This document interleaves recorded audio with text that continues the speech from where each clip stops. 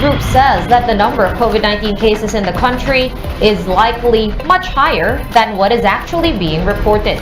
The health department considers downgrading COVID-19 to flu level eventually.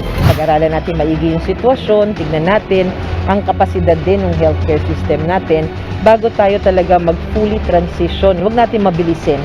We will go to that and we look forward to having that kind of scenario.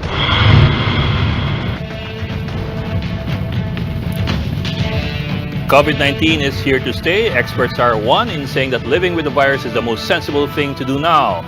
With restrictions like a mask mandate and alert level systems no longer necessary, we speak to a health expert and a businessman tonight on the Chiefs.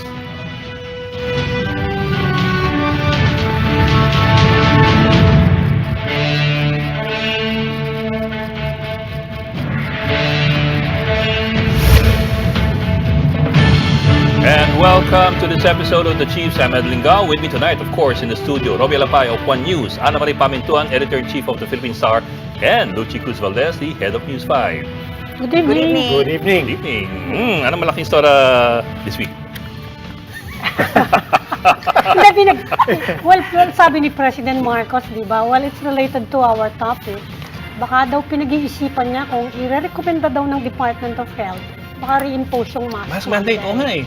Marami nagulat dun, ha?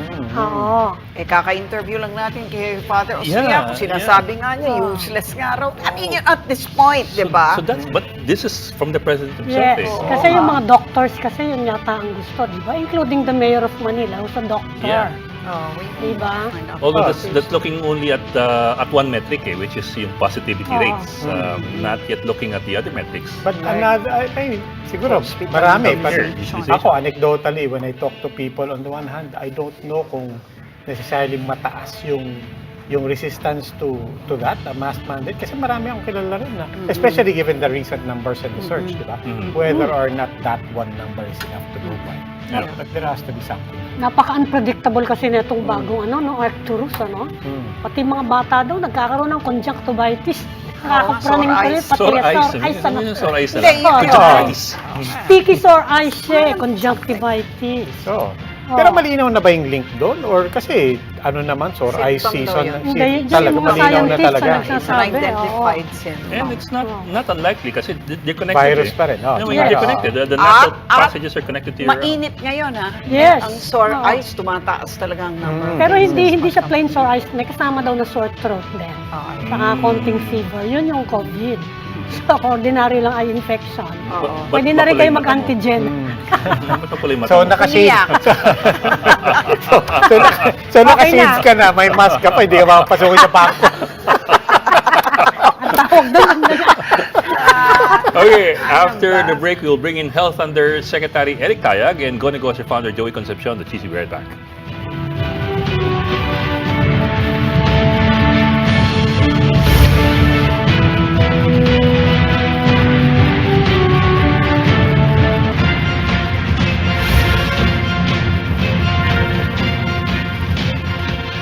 And joining us this evening is founder of Go Negosyo and Job Sector Lead for the Private Sector Advisory Council, Mr. Joey Concepcion. And as well, Health Undersecretary Dr. Eric Tayag. Welcome to the Chiefs, sirs. Good evening po. Magandang gabi Good po. evening. Good evening po. Okay, umpisahan ko lang muna kay Secretary Concepcion. Sir, ano po ba itong masabi nyo? What do you have to say about the mask mandate possibly being reimposed?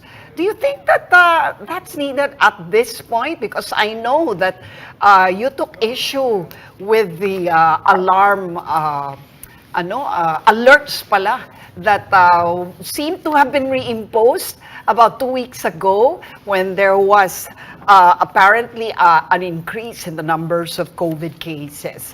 What's your stand on the mask mandate now and its probable reimposition?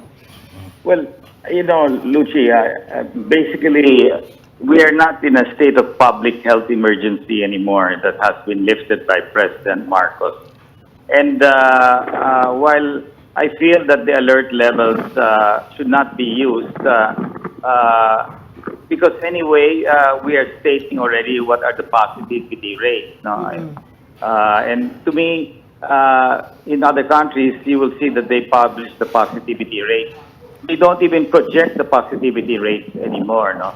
And masking, technically, all over the world, is really voluntary, it's not mandatory.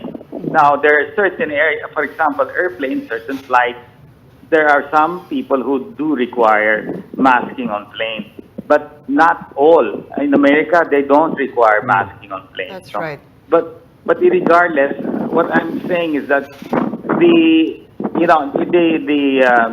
cases that are still quite low, and what we are trying to just protect are those are seniors, especially with those comorbidities. No? So it's been so many years already. By now, alam na ng tao how to really manage their own situation. No? If we have dengue, we have flu, but we don't have an alert level on this. No? We do cite that cases are going up, but we don't classify them into alert 1, alert 2 anymore. So I feel that there is no need. We have to trust that our Filipinos know how to manage their own health by now. No? Okay, but business-wise and lifestyle-wise, what are the consequences of such a mandate? I mean, some people will argue na, ano bang problema dyan? Mask lang naman yan. What's the big deal with it? It'll make us safe all around. But for you, coming from another perspective, particularly the business perspective, what do you see could be the consequence of such mandates like alerts and now masks? Well, of course, if you mandate masking, we're, to my mind, overimposing on people. No, it's been so many years already. You will see a lot of people still do wear masks when they know they're in confined spaces. Right. If they're in restaurants, sometimes they will wear masks. It depends on, we just had a cocktail, and maybe 10% wore mask. And we do it outdoors, no? So I think we should allow the Filipinos. Cases may go up because there is some, but if you look at it, and I created the advisory council of experts, all these doctors who we talk daily. The hospitals are not full and nowhere near any level of alarming levels. Most of the cases are mild. No? In fact, my mother just got COVID recently, and she has it right now, and she's under the care of the doctors. No? So far, her case is mild, and she's taking molnupiravir. So I think we know how to treat this. This is not Delta. If it were a form of Delta, then maybe then we should be more concerned. Yes. But if the doctors out there are unanimous in saying that this variant is basically mild. No? Undersecretary Tayag, kayo po, ano pong point of view nyo dito? And for that matter, do you understand where government and some officials are coming from when they do start floating the idea of mandating it again? Thank you. We have to make sure that everybody understands about the use or non-use of mask. Mask is only part of the public health intervention because we have what we call layer of protection. Using the mask as itself will not provide you a guarantee that you will not get sicker or that you will be protected from the circulating variants if we are able to detect them. So for the most part, people are reminded that social distancing, hand washing, proper ventilation indoors, and avoiding crowded settings, plus masks, including your vaccination status, especially we are healing people, the general population, to get their second booster as we await the bivalent vaccine that contains the Omicron strain, and that when you suspect that you may have been infected with the virus, up to this day, it is recommended that you get your test. And if you got exposed to someone you know had COVID, that's confirmed, then that's the time you get quarantined and watch out for symptoms if ever you will have them. And if you are confirmed to have COVID, you have to isolate yourselves. So this is the playbook. And so it's not a matter of reinstituting mass mandates. It's about knowing what we have offered to the public since the day we were responding to this pandemic. But Over to you. But doon po, I mean, I'll reiterate lang yung tanong ni Lucci. So it's not, the question is not really at this point about the masks, but about a mandate.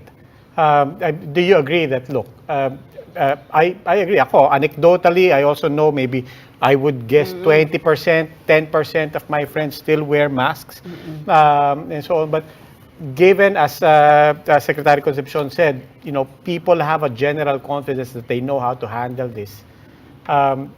Yung mandate lang po, should we be talking on the level of mandates? Assuming that people understand precisely what you're talking about.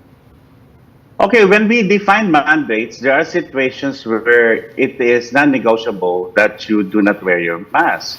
So a mandate can be, for example, imposed in healthcare settings because the risk is higher compared to other settings. Yes, sir. Using a public transport and even getting somewhere using the flights that are available, there are carriers that actually mandate the use of masks. But the current recommendations is if it's the long haul, so it takes more than 4 hours for a flight to be completed, that you actually wear masks. Now, there are also mandates for people who are more vulnerable or at risk of getting more serious complications from COVID-19, even if it's mild, especially that we know that those who get infected can have long COVID. Not everyone, but long COVID is also problematic in terms of managing this because these are a varied complications that has to be taken care of individually. So that's what I'm talking about of mandates imposed so that it will reduce the risk of transmission, and those who wear masks will protect themselves from getting infected, especially that now we know that there are people who are asymptomatic or before they get symptoms, the pre-symptomatics, they can actually infect other people. And so there will be different mandates for children, for example, at school. So recommendations from other countries do not mandate masks for children less than 5 years old. And the mandate is on the teachers who should wear masks to, especially in rooms that have poor ventilation. So it's a case-to-case basis when you talk about mandates. Yes, sir. But let me reframe the question, sir. Why is the president raising the possibility again of a mask mandate for the general public at this particular time? Is there something that we haven't considered? Is there a metric that we haven't seen that raises this as a possibility? Kasi for the longest time we've been looking at positivity rates. But that's only one metric. We should also be looking at, I suppose, yung healthcare utilization, the ER utilization, and yung mortality rates, among other metrics. So, is there something that we're missing as far as okay? Well, if I have to interpret the president's statements about a possible return to mass mandates, it's about the data that is being shared by the Department of Health. And he is just announcing that we may have a situation wherein a mass mandate can be expanded more than those that I have mentioned earlier. So the data, it's not true that we don't know the positivity rate. It's more than 10%. And a 10% positivity rate means a lot of things. This means one, there's increasing number of individuals who are getting infected, whether they were vaccinated or not. And secondly, there are fewer people who are getting tested, so we have low numbers in the denominator, and so the positivity rate is higher than expected. And of course, a situation wherein many individuals are getting self-tested, but they are not reporting the results. And we just hope that they know the playbook, that once there is a positive results, they know what to do, like isolating themselves or visiting or even a telemedicine consultation so that they will be guided. Mr. Concepcion, That's my take on it. Mr. Concepcion, just in Yes. case the DOH recommends the reimposition of mask mandates, what might be the impact of this move on businesses? Well, let's put it this way. I didn't hear the statement of the president on that yet. As to positivity rates, it's an indicator. When positivity rates, people who are conservative, who are seniors, will wear a mask. No, so each one has their own protocol.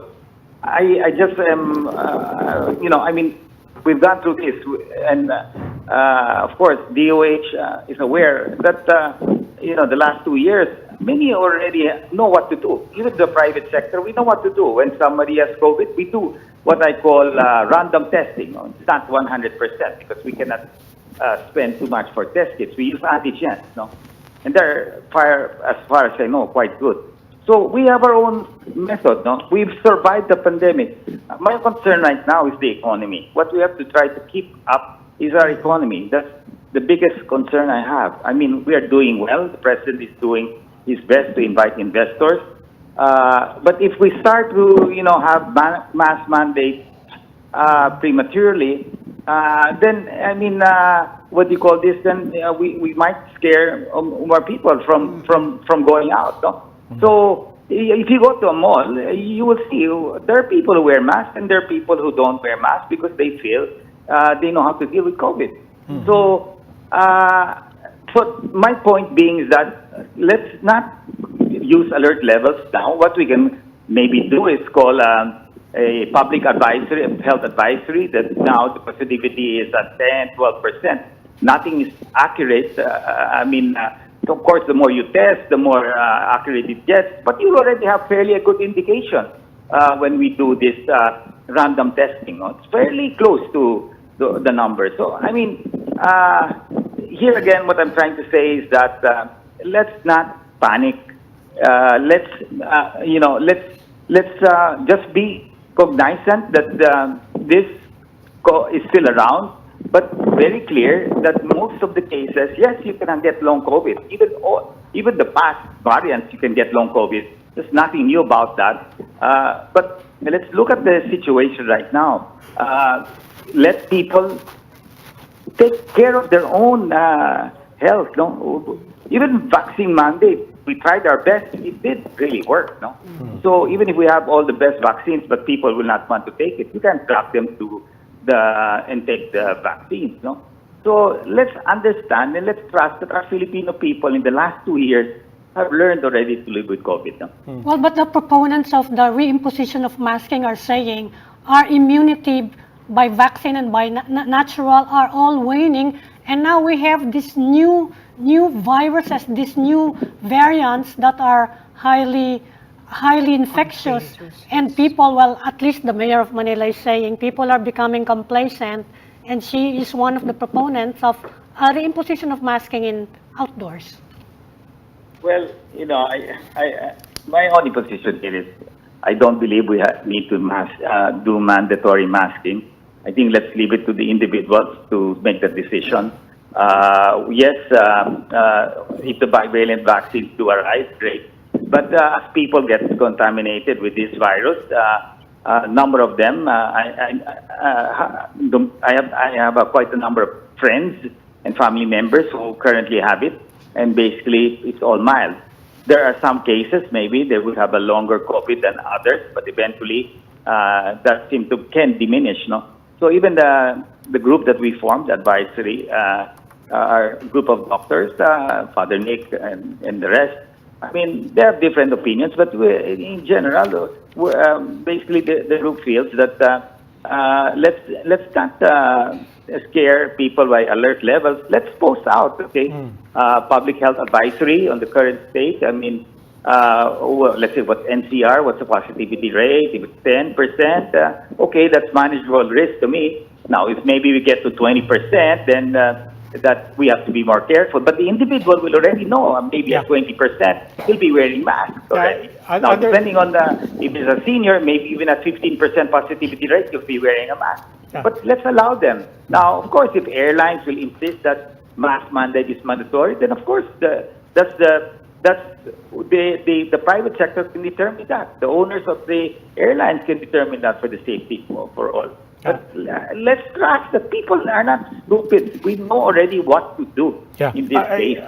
Undersecretary Tayag, to that point of Secretary Concepcion, that people already know what to do. It also comes with the confidence that they have access. That they have access to everything. Except that those who chose to wear masks must do something else. They have to wear them correctly, because the masks are not guarantees or bulletproof that you are not going to get infected or transmit the virus. I mentioned already that this is a layer of protection. It's a combination of what I have enumerated earlier. And therefore, when people are advised to wear masks, they have to make sure that they have clean hands before they put them on, that it covers the nose, the mouth, and the chin, and you don't have this long, crowded bird on your face. You just have to shave. Those were recommendations, and they can reduce, but it's not foolproof that you're not going to transmit if you have it, or protect yourself. And so therefore you have to replace it if it's dirty, and yes, and all those stuff. It's not just a matter of telling people that now you have to wear masks. It's not that. There should be a reason for wearing those masks. Okay, Yusek, do I take it to mean that if you were asked for your recommendation on the mask mandate, would you recommend it? I would look at it at a risk-based platform, wherein you actually make an assessment of the risk that will be involved, the likelihood that you'll transmit or you'll not get protected. So, on an individual basis, there's a layer you're of saying? protection. Yes. Okay. And Mr. Concepcion has said that. Okay. And we just hope that we have a big number of Filipinos, the majority of them, who knows what to do. Agree. The Department of Health constantly reminds everyone so that they won't forget. All right. Well, let's take a quick breather right here, but we'll return to this issue and many other issues post-pandemic. We will continue the discussion after this break. Stay tuned.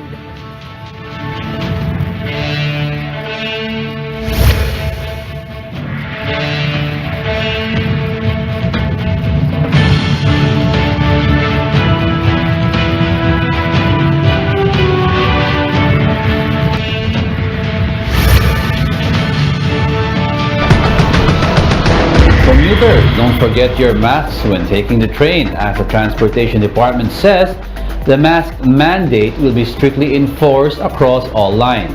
Octa Research Fellow Dr. Guido David explained that the uptick could be partly due to the new Arcturus subvariant, which is believed to be even more transmissible than the original Omicron variant.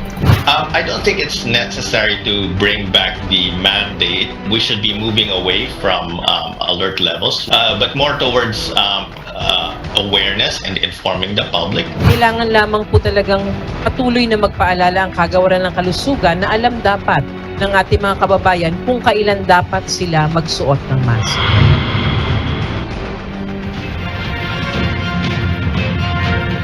Thanks for staying with us here on the Chiefs. Still with us, founder of Go Negosyo and job sector lead for the Private Sector Advisory Council, Joey Concepcion, and Health Undersecretary Dr. Eric Tayag. Yusek Tayag, we saw OIC Barhere there. I remember just a few months ago, she said, yan namang masking is just a minimum health protocol. It's so easy to do just to protect us, no? Pero at this point, lalo ngayon, sabi niya, our immunity is waning and we are waiting for the bivalent which we were expecting in March. Hindi natuloy. Kumustahin namin with our immunity waning? Everyone's waiting for the bivalent.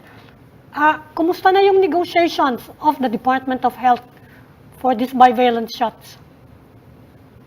Right now, we have moved the timeline to June, and we hope that the negotiations will push through for the initial donation of the bivalent vaccines. Everybody is waiting for this, but we also have the guidelines already prepared once we have the supplies here in the country. And while we're waiting for this, we actually issued guidelines for the general population for their second booster. And this is for the 18 years old up to 49 years old because they only got the first booster, and the second booster will take care of any waning immunity. But of course, the priority populations will still include the health workers, the elderly, the immunocompromised, and those who have medical conditions, if and when the bivalent vaccine arrives. These recommendations are based on local experts and those from the World Health Organization, even from the Centers for Disease Control, and even from the experience of countries that have already given this bivalent vaccine ahead of us. How are you dealing with the concerns of the pharmaceutical companies? They want exemption from indemnification.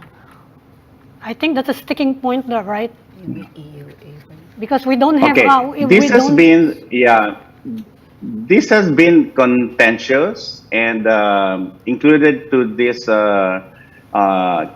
contentious argument about indemnification is the non-disclosure agreement, which our government actually respects, and we are looking at ways so that they will not hamper our implementation of providing newer COVID vaccines to the populations at risk. So negotiations are still on the table, and our OIC Secretary Ferreri will make announcements if there are changes and if there have been completed negotiations. Undersecretary, i-broaden ko na lang po. General question na rin beyond vaccines and for that matter, certainly beyond masks. But to that point of people knowing what to do, part of that confidence is that everything's in place naman eh. Hindi lang yung vaccines, hindi lang ang mask, pati testing, and for that matter, antiviral medication, and so on. I know a lot of people that's part of their confidence. May molnupiravir, nabigyan ka agad ako, and so on. Is there anything in the entire ecosystem, in the entire bevy of strategies that we have that is still a weak point and that is still, in all honesty, either inaccessible or unaffordable? Right now, the experts have recommended to the Department of Health the use of Paxlovid, even for those who get mild COVID-19. So the issues or concerns will be the availability of supply, the cost, and how much can government actually provide this to individuals who may require them. So that's the latest from the antivirals. So we have all bases covered, from the layer of protection to vaccines to antivirals. In fact, it's not only the positivity rate that we are monitoring, the health system capacity. We have to look at the hospitals who have, for example, reached 100% utilization of ICUs for COVID-19, the utilization of beds, because please remember that many hospitals have de-escalated since fewer COVID-19 patients were being taken care of in hospitals, that there will be hospitals that will have a different situation, and so therefore they have to bring back those beds and they have to expand their ICUs. And those are markers that we are looking into, not only the positivity rate, and there might be some use for contact tracing, although should be implemented according to guidelines we have issued so far. Okay. Mr. Concepcion, okay, so Yes. much of our pre-COVID experiences are back. Traffic is back. Many businesses are back on face-to-face. We here in the Chiefs are already back in the studio. But really, how much of business has recovered? And has it recovered, or is it recovering fast enough? Well, definitely business has recovered quite good now, especially the tourism sector.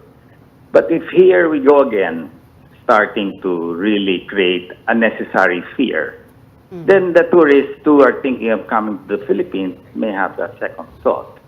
So what I'm trying to say here is we have every ammunition right now to prevent this COVID from getting worse. The first point I'm trying to say is all the doctors that I have talked to say that this COVID is not Delta, it is mild. Yes, there can be long COVID, but that's not for everybody. You can, even previously, COVID can cause long COVID. That's a fact.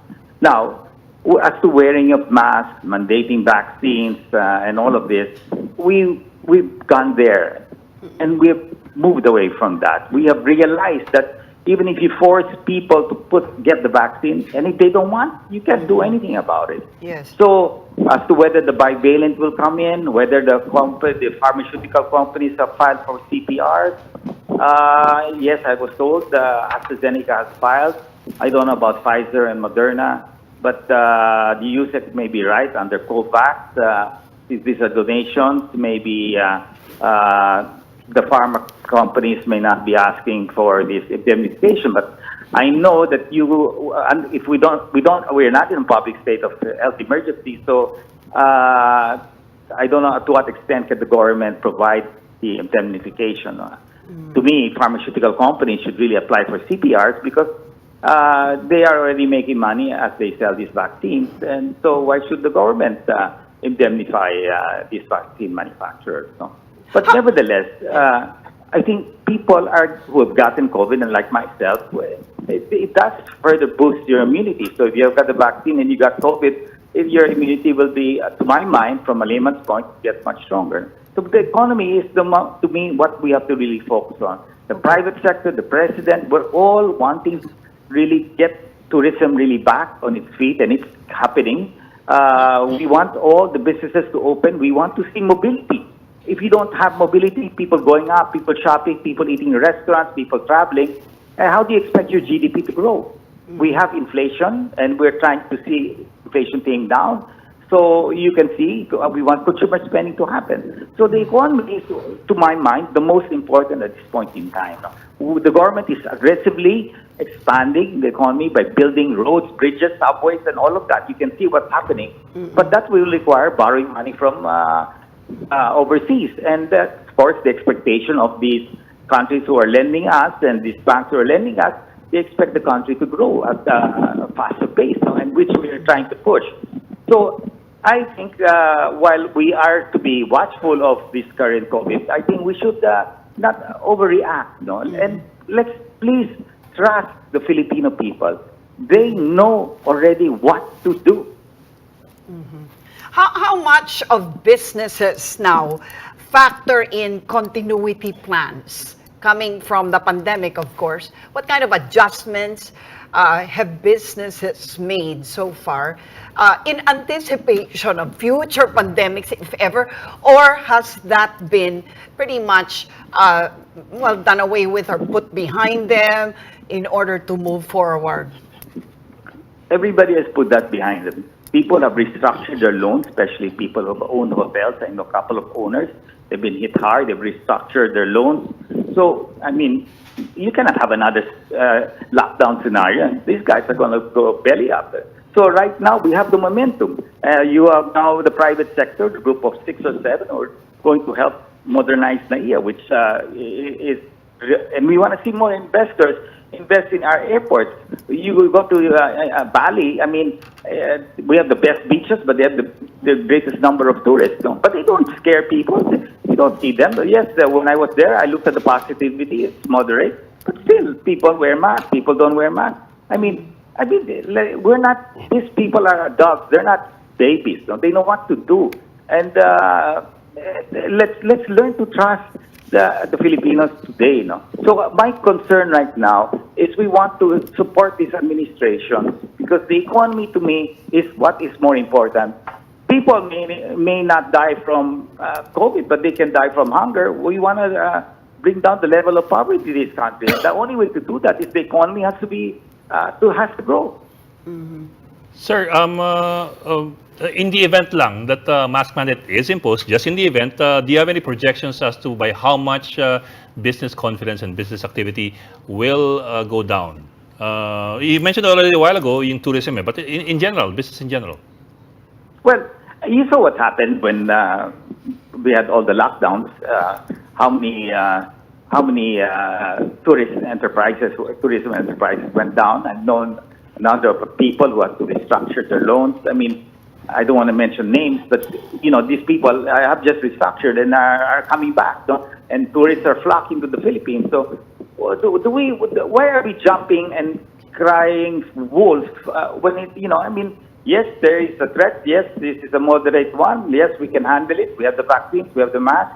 Yes, we have Molnupiravir. We have Paxlovid today. Yes, our doctors are now much smarter because they have the experience. I'm on touch with our ACE group, and they know what to do. I mean, so what are we trying to do? We're over-anticipating that. Yeah. Let's not over-anticipate. What we have to really do is continue to bring confidence that the Philippines is a safe place to be traveling today. And let's encourage tourists. Let's encourage people to move out of their houses. Mr. Concepcion, purely an economic and business question, therefore, at this point. Taking away, well, not taking it away, but given everything where we are at this point, economy is recovering, jobs are coming back. We want it always to be faster and more stable and so on. What else is missing just on the jobs and the business and economic front? Well, I mean, we have the momentum right now. I mean, the momentum is there, no? And we have a president that is really selling the country. He's now in America meeting Biden, and he will fly to Bali, to Indonesia for the ASEAN. I will be there. And we're all bullish. Every ASEAN country is not even talking about COVID. I don't know why the Philippines is so obsessed about COVID now. You go around. I've traveled all over the world. I mean, yes, there's COVID, there's that, but look at the Coliseums. I mean, the NBA championships are all going, and the Coliseums are full. So what do we want? We want to restrict now the number of people going to restaurants, going we want to restrict mobility. So I don't agree. I mean, yes, we have to be always prepared, but let's not overthink. No, I mean, my point being is that I think us Filipinos know what to do. And if they don't care about their health, then they suffer the consequence. We cannot keep saying, okay, be careful, do this, wear mask. Parang bata, they're already gone through that. So matikas na ulo, pahala na sila. Mm-mm.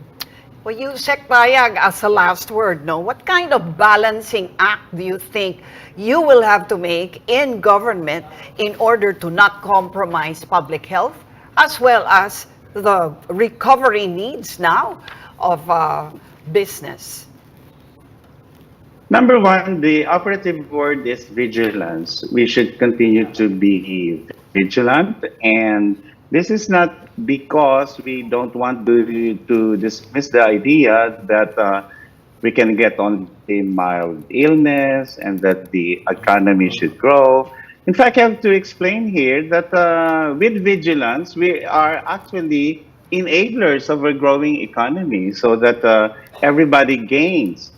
We should not be misunderstood that we are scaring people, although it appears that when we remind them, and this is based on data that we have. So as soon as we have a different data, then we actually calculate or estimate the risks that are involved.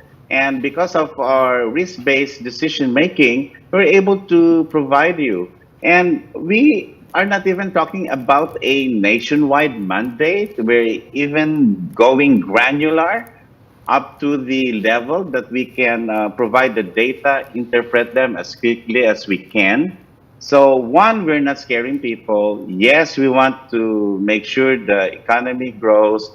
Three, these recommendations are not only from the DOH. Please remember, there's always the IATF because we want to make sure there's a collegiate understanding of the situation and that there's going to be a good decision guided by very good data. Okay. Undersecretary Eric Tayag and Go Negosyo founder Joey Concepcion. Sir, maraming salamat po. Thank you, sir. Thank you. Thank you, sir. Maraming salamat rin. Thank you. Thank you so much. Good evening. And that is all we have for the Chiefs. We hope it was discussed. We'll keep the conversation going. Ako po si Robbie Alampay. I'm Ami Pamintuan of the Philippine Star. I'm Lucy Cruz Valdez of News 5. I'm Ed Lingao. We are One News, all sides, all the time.